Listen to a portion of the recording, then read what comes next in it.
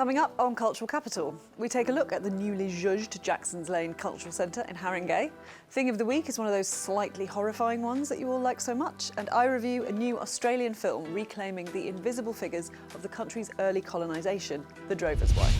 Since the 1970s, the former Wesleyan Chapel on Archway Road has served its community as a creative hub, but by the 21st century it was in sore need of a bit of TLC.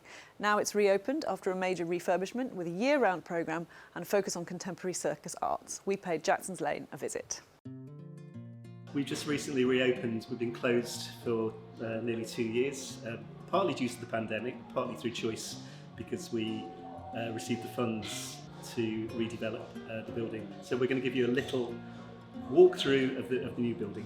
I've been developing the organisation with various executive directors that work with me into what you see today, which is a 21st century arts centre in a 150-year-old building. So as a young child, my mum was here a lot and in smoky meeting rooms deciding sort of with lots of local people what should happen. So I was kind of involved from the age of 5 right through my teens into my 20s, and now my own kids come here and use it as a facility. There used to be an old kind of plastic roof which leaked and has been there for 20 odd years, and now we've built up again. I love this big open space that you walk into. It feels so welcoming, and the colour scheme, it feels exciting, it feels modern, it feels of now. The theatre itself has been spruced up, I guess. It's got a new stage surface. A lot of what I do is about artists and audiences, so making the experience better for artists and audiences, which is we have done through better facilities, better studios, to create the work, to support the artist. And then audiences are just as vital, one can't exist without the other. So the experience as a visitor is now, much more enhanced. So accessibility was always at the heart of the ethos of the centre, and the theatre was accessible for disabled artists and audiences. But it's fantastic now to see that there's a lift that takes you up to the sports hall, which is used as a rehearsal space. Studio One. Studio One, sorry. I call it the sports hall. In the old days, they built this amazing sports hall, but now it's used as Studio One in this brilliant way.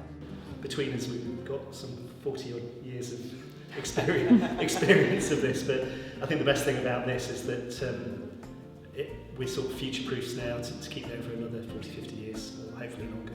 The possibly incongruously named Happy Jerry was once a pipe-smoking, porter-drinking gentleman. He was also a mandrill. No, I did not know what a mandrill was either, but now I do, thanks to Thing of the Week. This specimen is known as Happy Jerry, and actually his story is anything but happy. He was actually taken from a ship which was captured off the west coast of Africa back in 1815. He'd been trained by the sailors on the ship to smoke a pipe and drink alcohol. He found his way to London and was sold to the owner of a private zoo. And unfortunately, Jerry, because of his particular habits, was put in a cage outside this zoo to attract people in to see the exhibits. But Jerry's an example of our attitudes towards the wild and how things have changed over time. So now, of course, we have much more respect for nature, but 200 years ago, Jerry was just basically a thing, treated as a commodity. His body was actually prepared as a taxidermy specimen after his death in around about 1830, but actually, incredibly, in 1829, he was invited to dine at Windsor Castle by King George IV because he became a celebrity in London. But this really is an example of our attitudes to nature, our appropriation of the wild and how things have changed. Now it's the 60-second film review. Leah Purcell's film is an intersectional feminist reimagining of a 19th century short story about a woman protecting her family in the Australian outback. It is both wonderful and flawed, but the latter shouldn't take away from the achievement that this is the first Australian film written, directed and starred in by an Indigenous woman. Purcell's drover's wife is Molly Johnson, battling against her unremittingly rotten lot in this horrible backwater full of horrible men doing horrible things. Purcell herself is brilliant as Molly, caring for 4 children and pregnant with another, alone while her husband is droving.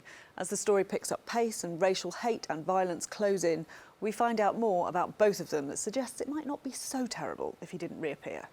The acting across the board is great, and Purcell's eye for the magnificence of the Australian landscape is excellent.